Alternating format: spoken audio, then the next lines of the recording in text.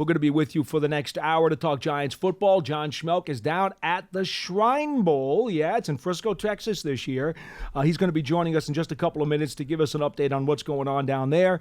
Our number is 201-939-4513, 201-939-4513. You can hit us up on Twitter at #GiantsChat. He's at Matt Citak. I'm at GiantsWFAN.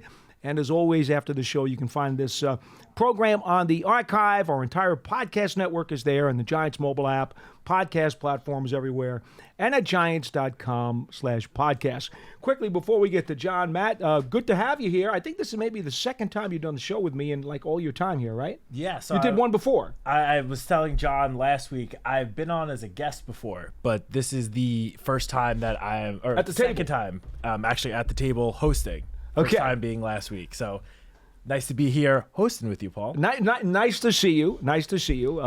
We've got roster shuffling going on all the time in the offseason. This is what happens in the world of professional football. All right, let's head down to the Shrine Bowl where John Schmeelk is standing by. John, first off, I just want to let you know it's in the mid-40s here. It's misting. It's damp. It's cloudy. It's gray. So you're not missing anything by going on this road trip. Yeah, I have not ventured outside here yet, but I got to be honest with you. I think it's only in like the mid-50s. Like, it is not like gloriously warm down here. It's fine, but it isn't like some spectacular like Miami day or San Diego day where it's in the 80s. So it's going to be mostly high 50s, low 60s, both at the Shrine game in Frisco, and then when we head to Mobile on Monday, it's supposed to be same deal, kind of high 50s, low 60s. So it should be pretty good football weather. But the difference is here at the Shrine game is that everything's indoors. So all the practice and everything is in the Cowboys practice facility, where they play there, where they usually host high school games for the local high school teams, where also the Cowboys host their indoor practices. So. Oh, all right. Well, I was giving you a chance to speak. Okay. I'll take that weather then compared to what it is up here, honestly. But yeah, absolutely. Hey, John, let me ask you this. The big change for me for the Shrine game this year is that they're allowing the juniors to be in it. And we know that these all-star games, usually you're only seeing the seniors, especially at the Senior Bowl. That's why they call it that. So this is a very different flavor, and I think it's a good move for the Shrine folks to do this because we know how many underclassmen wind up getting into the NFL draft anyway. Aside from that, can you give us any other indication? What are maybe some of the other tweaks that you're going to wind up seeing this week? Yeah, look, that was a decision made by the league in conjunction with both the Shrine Bowl and the Senior Bowl. The Senior Bowl is also allowing underclassmen, and you wonder if at some point they're going to change the name of that game since it's no longer going to be just seniors. So both games are going to have underclassmen here, but I think the interesting thing about this draft year is this is the fewest number of juniors in the draft that we've seen in a long time. It's only 50 to 60, I think, is what the final number came out to when all was said and done. So it's a pretty shallow draft class in rounds 5 through 7, which is where a lot of these guys at the Shrine game, specifically in Frisco, that's where a lot of these guys are going to go. There are some outliers that will end up going higher, like Jonathan Brooks from Texas is here. He's recovering from a torn ACL. Jatavian Sanders, a tight end out of Texas, he'll be a high pick. Edgerrin Cooper, the linebacker out of Texas, he's going to be maybe even a first-round, out of Texas A&M, he might be a first-round pick. So there are some higher picks here, but this is really where you're going to find those day 3 gems, and it'll be a chance for these guys to show out and try to separate themselves in, again, what is, I think, going to be a pretty shallow draft class, just based on how many kids are able to go back to school with the extra COVID years that are still in effect, the transfer portal, and all those other mitigating, and NIL deals, honestly, are all those mitigating factors that are keeping kids in school longer. Yeah, John, so every year, obviously, the Shrine Bowl, the Senior Bowl, the coaching staffs are made up of NFL coaches. Yep. And so for the Shrine Bowl this weekend, the Giants are actually pretty well represented. Mike Kafka, obviously the head coach for one of the teams. Angela Baker, an offensive assistant here, is the tight ends coach. And the newly hired special teams coordinator, Michael Gabriel, he is going to be one of the special teams coordinators down there. Can you just talk about, I guess, the type of exposure that these Giants coaches are going to get with these players down in Shrine Bowl for this week? Like, have the hands-on experience that they're going to get with them throughout the practices and then the game itself. Yeah, great question, and it's honestly invaluable. And you have Michael Gabriel, he's the special teams coordinator on the East team, and then you have Mike Kafka as the head coach on the West team. Yeah. So they're separated. And Yeah. I think that's important, right? Yep. Because then you literally have both those coaches are going to be exposed to pretty much, as a special teams coordinator, you're pretty much coaching everybody at some point over the course of the week. And obviously for the head coach, you're coaching everybody as well. So these guys will have exposure to pretty much every player that's down here, and to see firsthand how seriously they take the work, how quickly they're able to pick up what they're asking them to do from an offensive standpoint, a special team standpoint, how they interact with their teammates, whether or not they're hard workers, how studious they are. These are all things that you can, talk to coaches from schools, you could talk to other people around universities and things like that, and they can tell you things. But to have the firsthand experience seeing how these guys learn and how they act in a true football atmosphere where you're having meetings, you're having practices, is really invaluable. And the Giants will then have the benefit down in Mobile. We could talk about this when I pop on with you guys next week at the Senior Bowl as well, when they have Mike Adams down there as a special teams coordinator on one team and Shea Tierney as the OC on the other team. So for the Giants, who obviously are still trying to build through the draft, it is invaluable exposure, and it really gives you almost like a little cheat code as you try to evaluate some of these guys. Yeah, especially the Shrine Bowl, John, because you'll see a lot of third, fourth, fifth, your third-day picks coming out of this game, and this is where you can get that extra intel that gives you a leg up on getting those sleeper guys, if you will. Yeah, and Paul, by the way, remember, those guys are going to have to play special teams right away when they get into the league, right? No so doubt. to have the special teams No doubt. coordinator on one of the teams, I think, is even more valuable. Yeah. Hey, what is the precise schedule now? Give the people an understanding. Like, what are you going to go through now? What kind of practices are you going to see? When are they going to be? How is this thing set up so that as you're trying to cull this information, how is this flow going to work? No, good question. So no practice today. Today is just kind of their media day, so we'll get pretty much the entire West roster, spare a couple of position groups today. That starts at 1 o'clock local time, so 2 o'clock Eastern. Then we have practices on Saturday and Sunday. They start early here. First practice is at 8:15 a.m., and that's 9:15 Eastern time, and they're done by noon. And then you have another, 3 hours or so of media when that's done in the afternoon. They basically bring out every player, and you'll have a chance to interview whoever you want. I'm going to have a chance to talk to, I've picked a few guys off of each team. I'll put them all together into one Giants huddle that'll probably go up on some point on Monday, and it'll basically just be a bunch of, maybe a dozen 3-minute interviews with guys that are down here that I think are interesting. So that's basically what the 2 days are like. And then there's more practice on Monday or Tuesday, but on Monday we're traveling to Mobile for the Senior Bowl, so we don't miss anything there starting on Tuesday. So that's what the next couple of days look like. The practices here are a little bit shorter.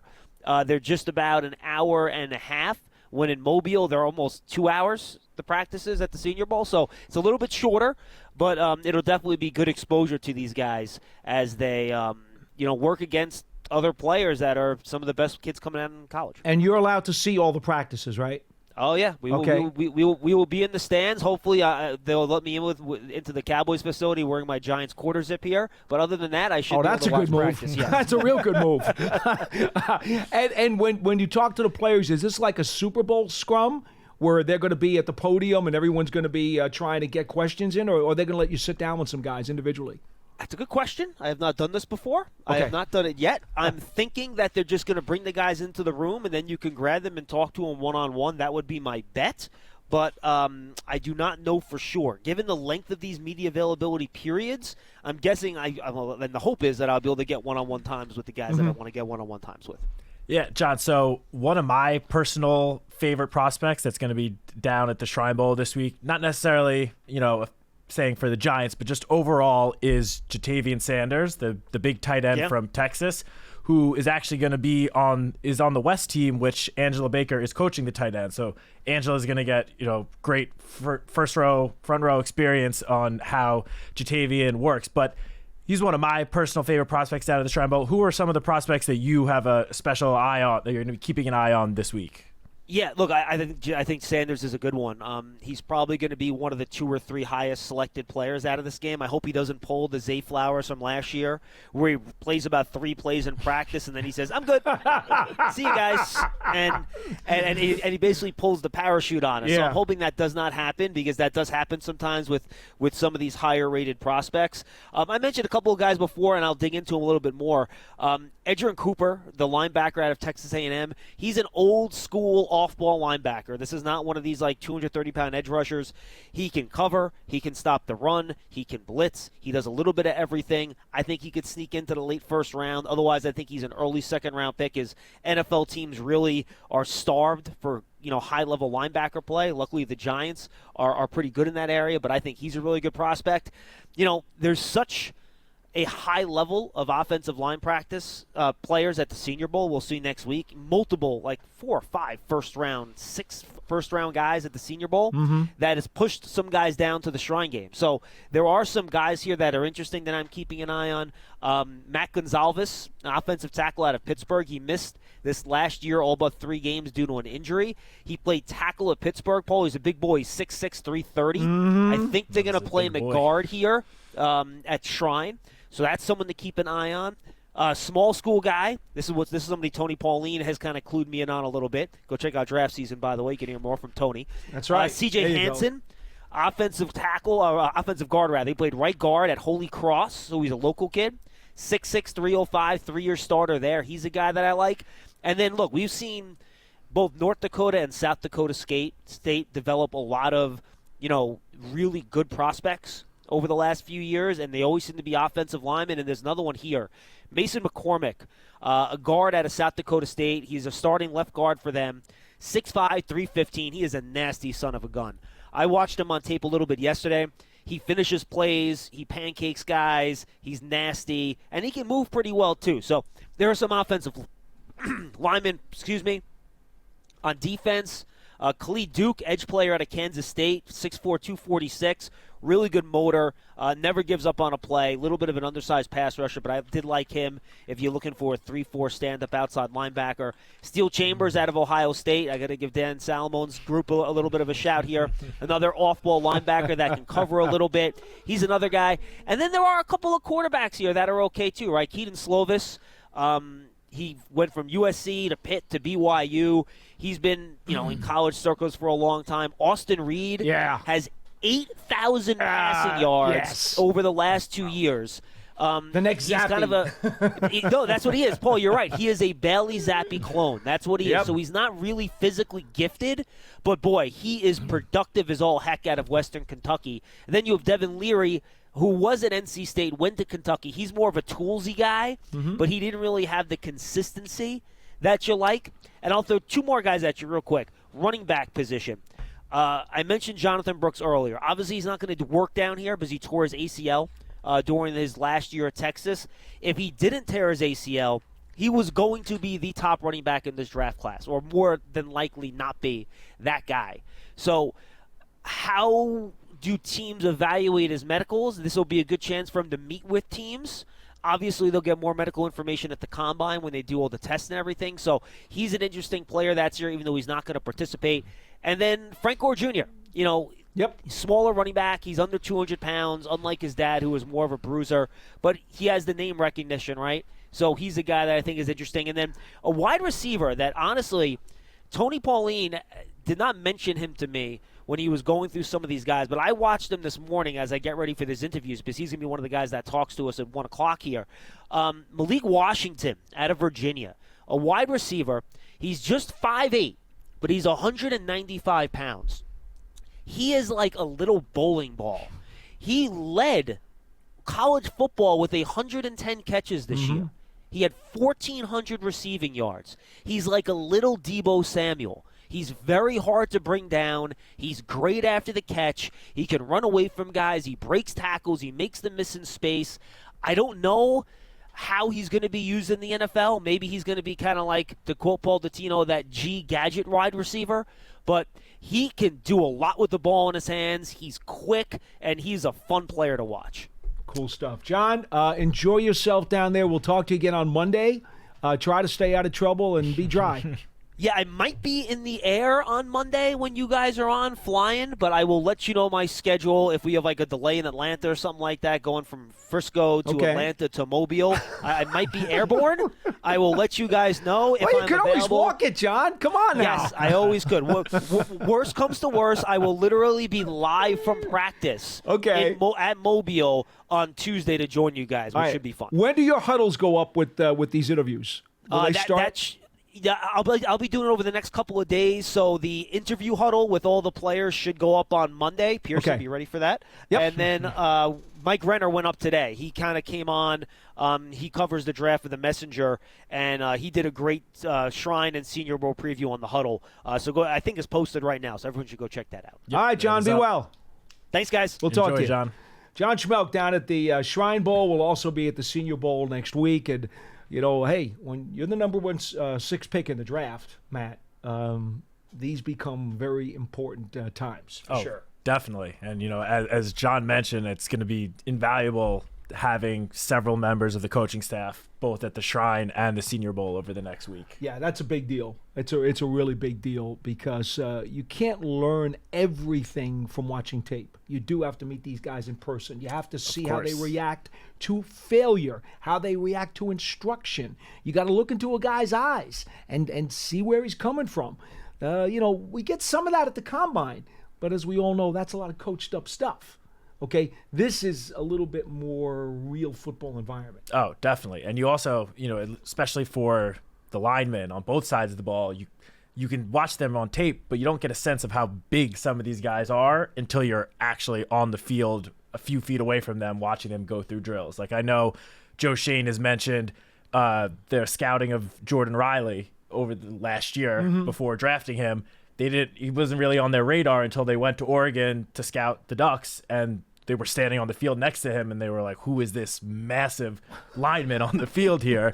And sure enough, less than a year later, 7th-round pick of the Giants. So you really get a sense of how big some of these guys are when you're actually standing a few feet away His from them. first call after the draft was to Angelo and say, get more food ready. By the way, just so you know, folks, the Giants Huddle is available through your podcast platforms everywhere, as well as Giants.com. So check the stuff out when John starts filing that. Again, Pearson on Monday, I guess he said it was going to be going up. You'll get a bunch of interviews and get a little flavor for what's going on down there at the Shrine Bowl. The Huddle is year-round. Okay, you get all kinds of coaches and former players and NFL personalities on that program. And so that's separate from this program. You don't get to call in. It's not live, but we try to bring you as much information as we can. Also, folks, remember, you can take your Giants fandom to the next level.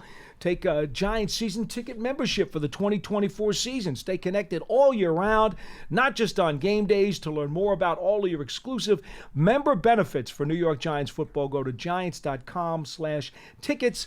Limited inventory is available. And Giants TV is the official connected TV streaming app. Giants TV brings original video content and game highlights on demand and direct to Big Blue fans. Giants TV is free on Apple TV, Roku, and Amazon Free TV, as well as the Giants mobile app. And there was no specific promo here for draft season, but I know that Tony Pauline and John do a really good job doing all these little segments about some of the positions and some of the key players as we're leading up into the draft. And you guys know Big Blue Kickoff Live. We do a ton of draft preview here over the ensuing months. All right, 201-939-4513 is our phone number. Write it down. We've got approximately 40 minutes or so to the program, and I want to go rapid fire. I know a lot of times we don't get to as many calls as we'd like to because we're discussing news items or interesting things around the league. But today, I really want to let the callers drive the show. So we're going to try to make it as quick as possible. Don't dilly-dally with your point. Charlie, call another time because you take too long. 201-939-4513. And let's get to the phones. I believe our first caller is on line 3. It's James from Georgia. You're on Big Blue Kickoff Live. Hello. Hey, what's going on, guys? Hi. How you doing, James? Didn't get a chance to call last week, but since we're going rapid fire, I will get right to it. I texted you, Paul Dottino, when you said you was going to be doing the show today, and I said I had a couple of points. So sure. Y'all actually just made me think of a totally new one. That's good. It means the program is giving you enlightening, intelligent content. Right. So with the more players invited to the special games, how many seniors do you think have gotten snubbed? Like, did they increase the number? Like they invited the same number of seniors and just added juniors to it? Or did they keep the overall number the same, which is going to take opportunities away from some of the seniors? And did they increase the time to have to accommodate these extra players so that the time you see each player isn't hurt as well? You know what I'm saying? I think that's a really good question. We didn't ask that of John. We probably should on Monday when he comes back. I don't necessarily know that they expanded the list or the rosters for these games. I think the rosters are pretty much what they've always been. Now, do you know the answer to that, Matt? I'm not sure compared to last year, the numbers, but I do know that at both the Senior Bowl and the Shrine Bowl that there are over 120 prospects at each one. Mm-hmm. And seniors make up a large chunk of that group. But, as John mentioned, there will be some juniors, but it's not a lot. It's not a high percentage of that 120 plus that are going to be at both of the two college all-star James, games. I would assume there are some seniors who might have gone to these games in the past who now are going to be nosed out. I mean, that just seems natural to me because we know how many underclassmen are making a splash and teams are interested in these guys and they want to see them at these games. Remember, these committees who run these all-star games, they consult with the NFL scouts to kind of put a preliminary list together and say, look, these are guys we're really interested in seeing. Track these guys, and as we get closer to the All-Star games, now send out those invites. So I would think there were a bunch of seniors who maybe are not getting a chance to come to this week's or next week's games. I would think that's probably true. Some, yeah, for sure. Yeah. All right. So my next one, I'll end with this one. With the coaching carousel going on, and I know John can see us. When he's on, he likes to talk about how coaches have their guys. You know what I mean?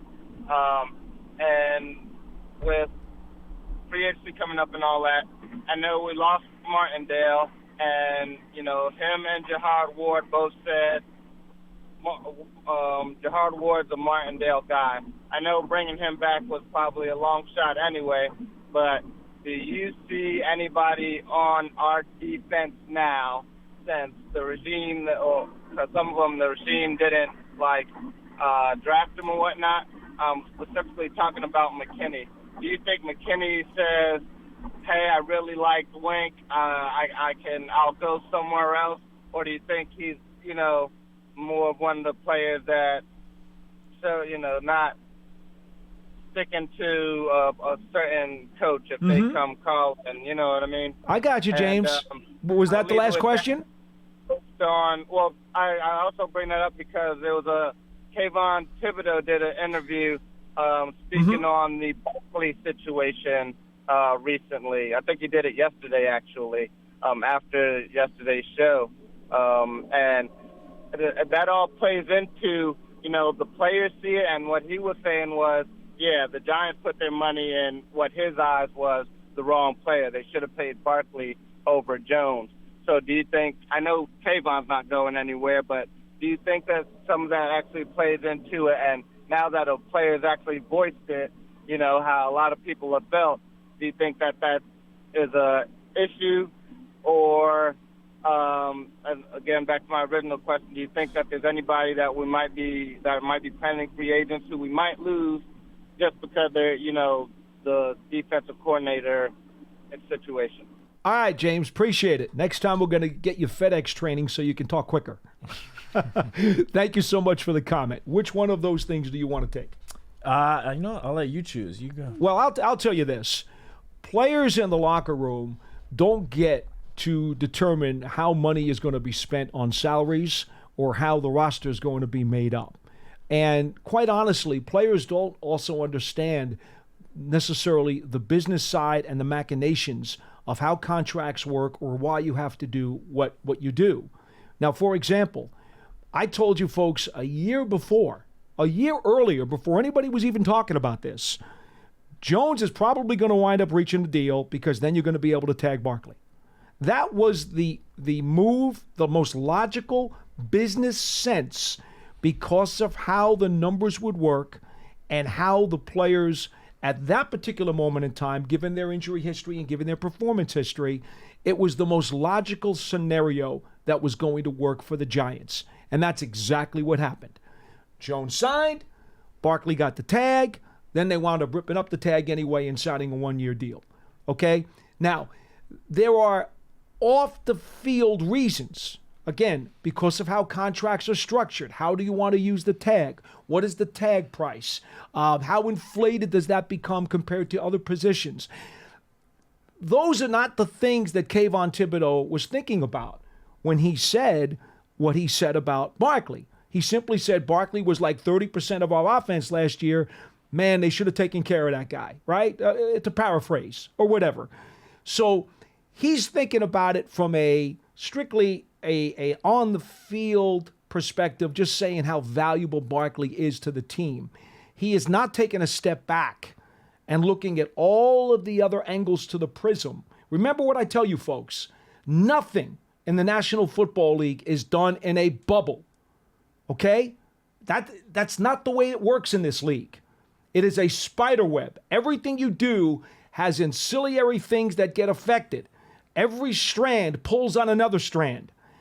And I am sure I don't want to speak for Kayvon Thibodeau, I don't want to do that, but I suspect that he was not talking about the entire scope of all of the elements and the angles that needed to be considered when the Giants figured out how they would deal with those two players. So that's first. And second, nothing a player says of that nature is going to impact how the front office moves forward with guys.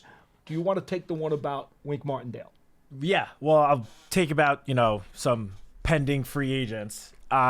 Before we can really say for, even with some certainty what players that are upcoming free agents might be back next year on the defensive side of the ball, obviously the team needs to hire a defensive coordinator first. Yeah. We need to see, the type of defense that whoever they bring in, what kind of defense he's going to run. I mean, you would think that based on the personnel that are already in the building that they might want to target a defensive coordinator who has more of a 3-4 defense in mind, but we don't know for sure. Like if they decide to bring someone in who traditionally runs a 4-3, that obviously could alter their plans on some of the pending free agents. So before we go through the list and say which guys are more likely to be back than others, we need to really see who fills that position, the most important position on the defensive side of the coaching staff first. Mm-hmm. I will say just in terms of, one of the players that James mentioned, Xavier McKinney, Xavier, during the season did make some comments after one of the games where he just wasn't, he and the coaching staff weren't necessarily seeing on eye to eye. They weren't seeing on the same page. And that quickly got resolved. Within the week, McKinney was saying it's all good, everything. And throughout the rest of the season, I mean, beyond that point, McKinney played great. And again, he was one of the defensive players that was on the field for every single defensive snap. So again, despite what happened during the season between McKinney and any of the coaches, whether they're here or no longer here, the most important thing before the Giants, the front office, any decisions made on any pending free agent is going to be filling out the rest of the coaching staff and seeing what that guy who's going to be leading the defense, what he has in mind in terms of personnel on every level of the ball. Yeah, from the team perspective, I would agree with Matt. From the player's perspective, Xavier McKinney made a number of comments publicly that makes me believe his number one loyalty is to George Washington more than it is any coach. Just FYI, he's basically said his best football is ahead of him and he expects to be paid. So I think his loyalty will be to his wallet more than anything else. And if that turns out to be with the Giants, fine. But I just don't know the answer to that right now. And then as far as Jihad Ward is concerned, yeah, he and Wink definitely have a very strong bond. And I know that Wink insisted on Ward coming here because he wanted him as a big locker room influence. I don't know what Ward plans on doing. I don't even know if he plans on playing this year, to be honest. He's been around the league now for more than a handful of years. Yeah. I don't know. Does he plan to keep playing or not? I know he's an unrestricted free agent, and we'll have to see. But I would agree that of all the players on the roster now with the Giants, and again, he's a pending free agent, he's got the deepest connection to the former defensive coordinator. And so, it would not surprise me if he went where he landed. That would not shock me at all. No, it wouldn't surprise me. It also wouldn't surprise me if he stayed here because he seems to have liked it here. Yeah, definitely. And I will just say, if you guys are interested in seeing the full list of pending free agents, guys that have been with the Giants that are about to hit free agency, whether it's unrestricted free agency or restricted, there are a couple of exclusive rights free agents. Just yesterday, we posted to Giants.com the full list. Mm-hmm. So you can check it out there, the full list, every single player that's about to hit free agency that was on the Giants this past season. Just an FYI. 201-939-4513 is our phone number. We've got a line open. In the meantime, let's go to Coach Marvin in Delaware. Coach, always great to have you on the program. What's going on today? Oh, how you doing, Paul? All good. Oh, welcome to the show, Matt. Thank you. Thanks, Coach. Yeah, welcome to the show. Real quick, I just wanted to say John stole my statement a minute ago. I was calling to say because we have a Giant coaching the team in the Shrine game. I'm looking for my Deebo Samuel. Don't matter what position. Doesn't matter what position, but I want a Deebo Samuel. It can be a guard, it can be a receiver, it can be a running back, a DB, defensive lineman. But I want a Deebo Samuel in this game, and this is the opportunity to meet one of those guys because you're training with him and you're talking to him. You're eye to eye. You can see his emotions, and you can see what type of person he is when you see him in person. Mm-hmm. So I think it's a big opportunity, and hopefully the coach will be able to find one of these guys. One of my questions for you guys is, a couple of years or last year, Hooker came from Tennessee, the quarterback. Yeah. Hurt. Yeah. What did you think of him when he was playing at Tennessee? Well, to be honest with you, Coach, I didn't think he was a top-tier guy. I know Phil Simms had always thought he was a sleeper who could wind up being an elite guy and one of the guys who would make a mark in the National Football League. I was mixed on him, to be honest. I know he's got a gun of an arm. There's no question about that. He can throw it. But, part of that thing with Tennessee, too, is the scheme that they run. Right. But as a player, I felt the same way. I didn't think he was a top tier, but I thought he was a guy you could take a chance on later in the rounds. Well, for sure. But that's the point, and I don't know, Coach, in all honesty. I don't know if he, in my opinion, when he was coming out, I don't know if I necessarily even looked at him as a starter. I might have looked at him as a good backup. I don't know. I had too many questions. He also suffered the torn ACL at the very end of his collegiate career. Mm-hmm. I mean, he didn't play a single snap for the Lions this past season. Basically was a redshirt year for him. So any team that was selecting him knew that he was not going to be a part of the 2023 plan.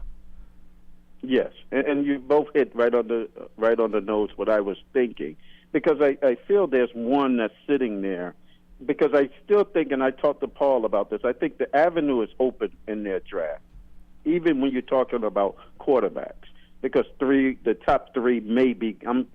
It's a chance they all three are going to be gone early before the sixth pick. The top two will be, Coach. There's no question. At least two are gone. There's no doubt about that.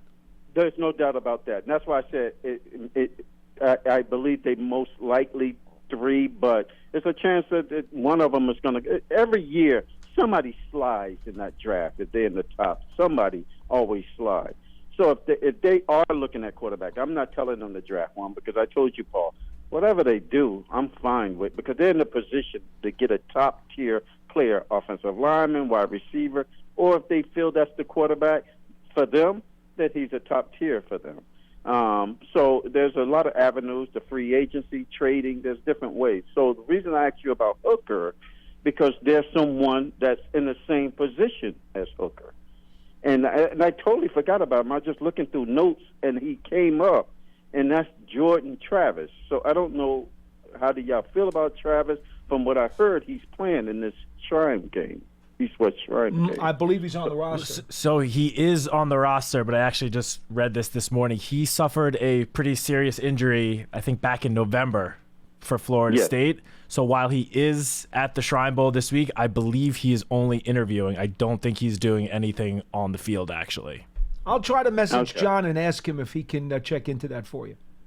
Yeah, that was my last thing I wanted to say. If you talk to John, to see if John talks to him and see if he noticed anything about him. And because I think he's a guy, I'm more of a person that everybody knows who the top guys are. I mean, when I was coaching, I knew who the guys were. I needed to find that person nobody's talking about. Well, you know what, Coach? I think you and I, excuse me, I don't mean to interrupt you, but I think it's important to note, I think you and I are on the same page here. If the Giants decide that they do want to draft a quarterback, it is absolutely an avenue that they could draft a developmental guy. They could look at Daniel Jones and say, you know what? By the time April comes around, maybe his rehab is going really well. And maybe his schedule looks like it's going to be accelerated. And maybe he's not going to miss any games. Maybe he's going to be able to play game 1 in September. We don't know that. That's all hypothetical. But let's just say that it does look like that. There's nothing wrong with them digging a little deeper past the first round, taking a young rookie developmental quarterback and saying, okay, you're going to sit behind Daniel Jones for a year, 2 years, who knows, maybe even 3. And maybe they just think that, hey, that guy can be, the next Aaron Rodgers, or that guy can be the next whatever. As someone who sits behind somebody, he can be the next Mahomes. He can sit for a couple of years. People are so caught up today in thinking you have to draft a first-round quarterback, and man, he's got to get in and start right away. People are so gung-ho about that. I mean, and it is so wrong. Yeah, and I'm with you, Paul, and we do think. Of course you are, because you know what you're talking about. And to your point, the Dallas Cowboys did that. They drafted Dak Prescott in the 4th round. He was he was an okay college player. Right. He made some plays. There you go. Then they put him in the lineup, and the scheme that they were running, he adjusted to it, and he knew what was going on. They taught him well. They prepared him well. See, if you draft a legit prospect, a guy who's not a top-level guy, right, a developmental guy, you actually don't put any pressure now on your starter. Okay, because you're telling Daniel Jones, look, you got some time left on your contract. Come back, do what you do, and we will then be able to decide over the course of the next couple of years how we're going to proceed. Maybe he keeps the job and stays. I mean, remember when the Falcons traded Brett Favre to the Packers? Right. Brett Favre was drafted by the Falcons, and then they decided, you know what? We don't need him. We got who we want to get. Ship him off. And Rod Wolf went and got him in Green Bay. You could do that too.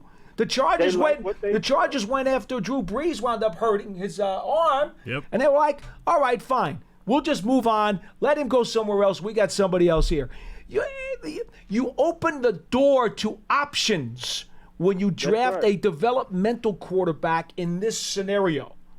You don't have to be boxed into a first-round pick who needs to start right away. That's all I'm saying. Definitely, and I know the guy I'm about to mention, he was a first-round pick, granted a late first-round pick, but we just saw what Jordan Love was able to do after sitting behind Aaron Rodgers for 3 years in Green Bay. He came out in a year that everybody thought the Packers were going to be, fully rebuilding towards the bottom of the NFC North, and there they are in the divisional round, almost taking down the 49ers, the NFC favorite.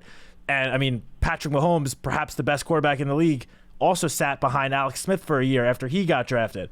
Again, those are first-round picks, not necessarily the day 2, day 3 picks that you mentioned, Coach. But I will say that down at the Senior Bowl, the crop of quarterbacks that are participating in events down in Mobile next week are not the top 3 that everyone thinks are going to go in the draft. The next tier. And there's some good players between Bo Nix, Michael Nix. Pratt, Joe Milton, Sam Hartman. Like there are some Michael Penix is going to be down there. Penix has a huge injury history. I'm a Bo Nix guy myself. So I like him in that next tier. All those guys will be down there, and similar to what we discussed earlier about having Giants coaches at the Shrine Bowl, Shea Tierney is one of the offensive coordinators at the Senior Bowl, and that is our quarterbacks coach here. So he's going to get hands-on experience with all of these quarterbacks and will be able to provide great intel to the front office and the rest of the coaching staff on this next tier of quarterbacks that are projected to go in the draft. Coach, I love that you brought this up so we could bring this to light, but 95% of the people out there don't want to hear it. I know. But Coach Marvin, I want to run. We gave them some good examples real quick. You have Jalen Hurts, who went late. I think he was a second-round pick. And to trump all of this, Brock Purdy is playing in the NFC Championship game, and he was the last pick in the draft. Yeah. You guys take care. All right, Coach Marvin, thank you. 201-939-4513. Mark this down in your notebook. The more you talk to Coach Marvin, the more you'll understand the game. He's aces. 201-939-4513. Phone lines are open if you want to get in. We go to line 1, Marty in Manahawkin. You're next on the program. Hello. Hey, Paul. Hey, Matt. How's it going? Hey, Marty. Hey, Paul, it's now that what's-his-name is Harbaugh is over there in San Diego, and there was a lot of L.A., talk but about... I get you. Go ahead. I still make the same mistake. The Chargers are still in San Diego to some of us. Yeah. Go ahead. You're right. Yeah, he made it no secret that he wanted to take J.J. McCarthy with him, and wondering let him if he would do that with the 5th pick, and if he did, what would they do with Herbert? And maybe they would try to move Herbert to get some picks to recoup. Okay. First things first. If he does that, the entire state of California would throw him into the Pacific Ocean. Okay? That's not happening. Yeah, from what I have read over the last couple of days, one of the biggest selling points to get Harbaugh to the Chargers was Justin Herbert. So as much as he might love J.J. McCarthy, I would think it is a very, very, very tiny chance that they are taking J.J. McCarthy with the 5th overall pick and trading Herbert. I think they're going to build around Herbert, who is one of the top young up-and-coming quarterbacks in the NFL, and a sure building block to build around. So, and Marty, in all honesty, McCarthy's not a first-round pick, I don't think, in anybody's estimation anyway. No, no, I think far from it, to be honest with you. He might go in the first round just because teams tend to overdraft when it comes to the quarterback position. But he shouldn't. That'll be a big debate over the next 3 months. Yeah, I was looking at the aspect maybe that if that was the case, maybe Brock Bowers could follow us at 6. Oh, there's a real chance that Bowers is there at 6. The question is, if you're the Giants, do you take him? I think there's a real chance he's there. Yeah. A lot of people do think he could end up being the Chargers pick now at 5, but I feel like if he is there at 6, I would assume that he would be in the discussion for the Giants. I mean, we expect, as of now, Darren Waller to be back. Daniel Bellinger will be back. They are some tight ends already, but as we've come to see with some of the best teams over the last decade plus, it helps to build a championship team when you have a stud tight end, and Brock Bowers looks like he's going to be a stud in the NFL. Pearson, is the NFL Giants draft tracker up yet? The video we did yesterday? Yes, it is up. That's already up? Posted this morning. We did that. We did that yesterday. I did it with Lance. Chris Trapasso of CBS Sports actually has the Giants selecting Bowers at number 6.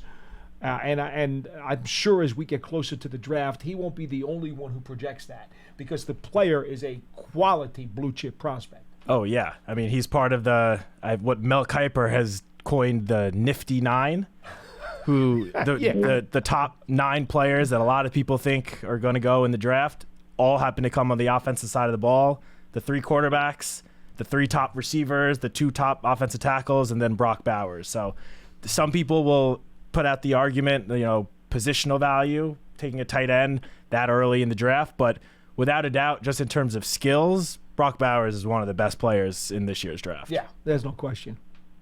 What else you got, Marty? The thing that scares me with Waller, though, is, it seems to me, seeing what's happened in past history, as soon as these players come out and they start with they think it's a rap album that they're going to make millions of dollars with, that's like the kiss of death to me with them.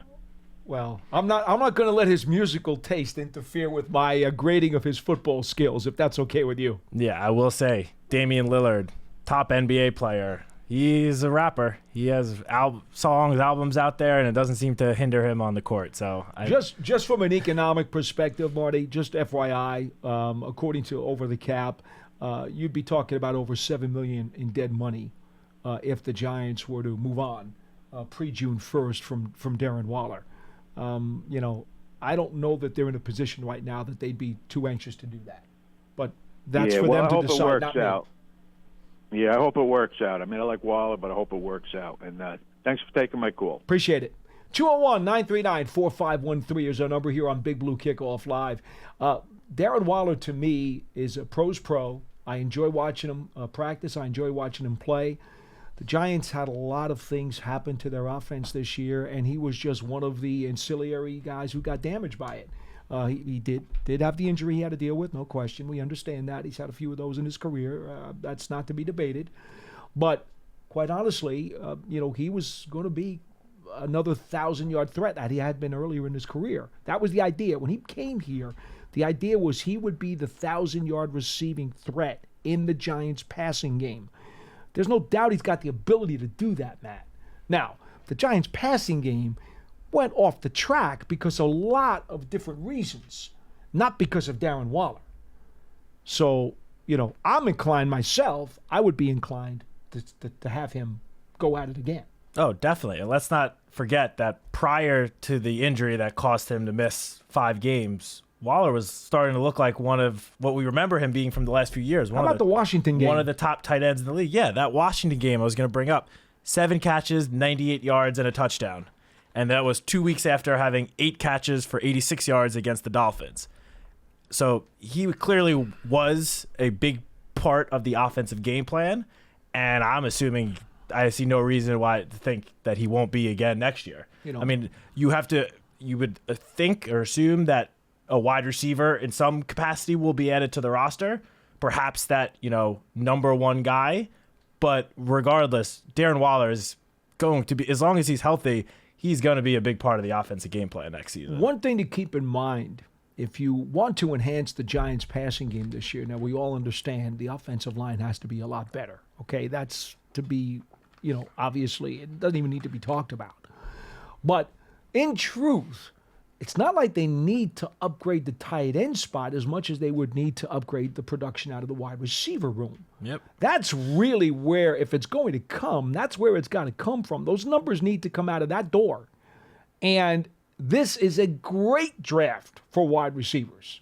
Oh, yeah. I mean, super draft for wide receivers. It's probably the deepest position in the April selection process. I would say either wide receiver or offensive line with focus more on the offensive tackles. But wide receiver is definitely the position that most of the, the top draft experts in the business are all saying that this is the deepest wide receiver class in a very, very long time. The comparison I heard, I believe it was Mel Kiper, compared it to, I believe it was the 1996 wide receiver class that featured multiple Hall of Famers in the first round. So if there are that number of high-quality players to come out of this draft, then it is certainly a good offseason to be in need of a wide receiver. And here's the really cool thing for me. It doesn't have to be for you. It doesn't have to be for you either, Matt. But, I'm one who likes the skyscrapers. I've always been that way. I want guys who can go get it. Other people like the mosquitoes, all right? The little guys. Quick, nifty, I get it. The little jitterbugs, I get that, okay? This draft has top-notch big play receivers who are big and who are small. It actually has a collection of both. So you can go to either shelf if you want a big play receiver. You want a guy who's 6'3"? Go get him. You want a guy who's 6 feet, 5'11"? Go get him. They're on the shelf, both varieties. So it's okay if you want Cheerios or Honey Nut Cheerios. They're both on the shelf. Yeah, I mean, the two players that many draft experts out there are connecting to the Giants at the wide receiver position at number 6 overall are pretty much ranked the number 2 and 3 receivers in the draft. Malik Neighbors from LSU, right. Rome Odunze from Washington. Neighbors being the smaller guy. Yeah, because realistically, Marvin Harrison Jr. is not going to be there at number 6. He's not, unfortunately. No. But between Odunze and Neighbors, those are two very different size and body frame of wide receivers. Odunze is 6'3", 215 pounds, and Neighbors is more like 6 feet. Mm-hmm. Still 200, 205 pounds. Very stocked, jacked wide receiver. Honestly, Coach Marvin brought it up before. He kept on saying Deebo Samuel. Malik Neighbors, I think, is the closest thing to Deebo Samuel in this draft. He may not, at LSU, may not have done as much as the rushing that we've seen from Deebo in San Francisco, but just in terms of size, body frame, and the way he plays, Malik Neighbors does remind me a lot of Deebo Samuel. Yeah, fair enough. So anyway, and we did talk about Neighbors and Odunze on that draft tracker. They're going to be. Because there were 3 guys who the national pundits had projected this week for the Giants, and those are the 3. The 2 guys we just mentioned, plus the tight end Bowers. We talked about them on the draft tracker, which I guess is going to be up every single week until we get to the draft at the end of April. 201-939-4513. More lines are open if you'd like to get in. Jay from Florida, you are next on the program. Hello. Paul, Matt, how you guys doing? Hi. Good. How are you? Hey, Paul, it's Jay from Twitter. You got me in touch with that VCR guy? Oh, good. I'm glad you're able to do that. Awesome. I just want to thank you again for that. You're very welcome. That's awesome. It's been a blessing. But hey, I had a couple of Daniel Jones questions. I'm one of the seems like one of the very few believers in him, and I figured you'd be the perfect person to kind of get to talk to.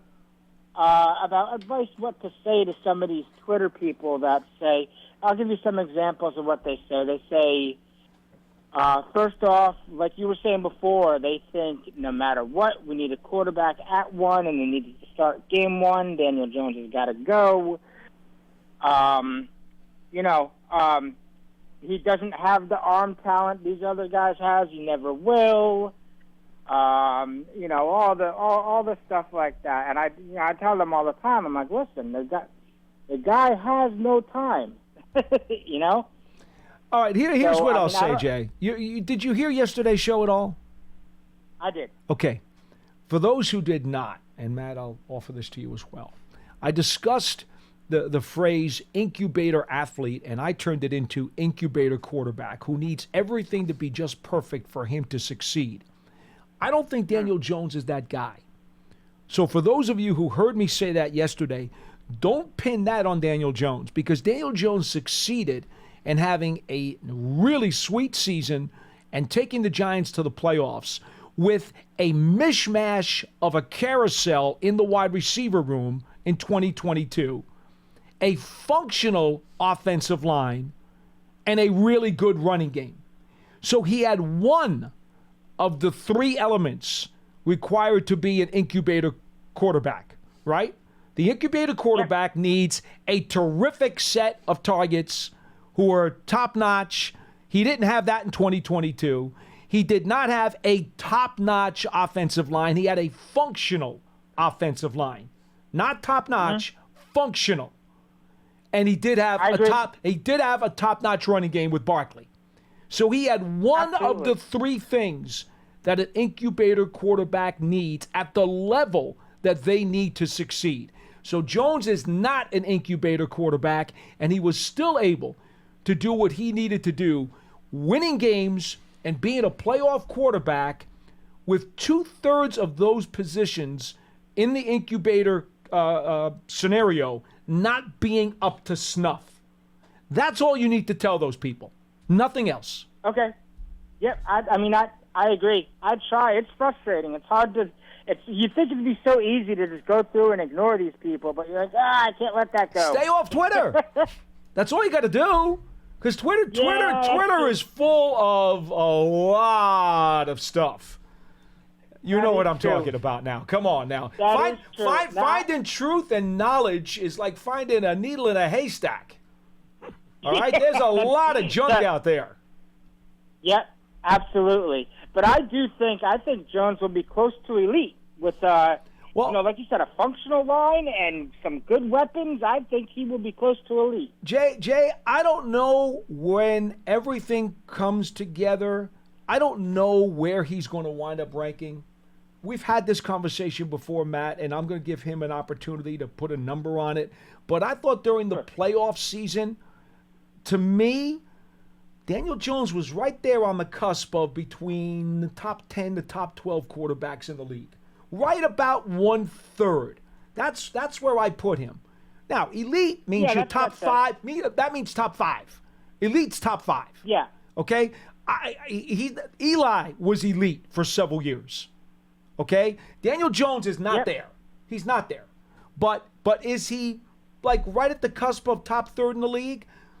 Well, this year he wasn't for a variety of reasons, including injury. But in 2022, I think he was. Yeah, I mean, I was going to say I would have put him in that same exact range. I was going to say 10, probably between quarterback 10 to 15, and I'd lean towards the earlier, closer to 10 in that range.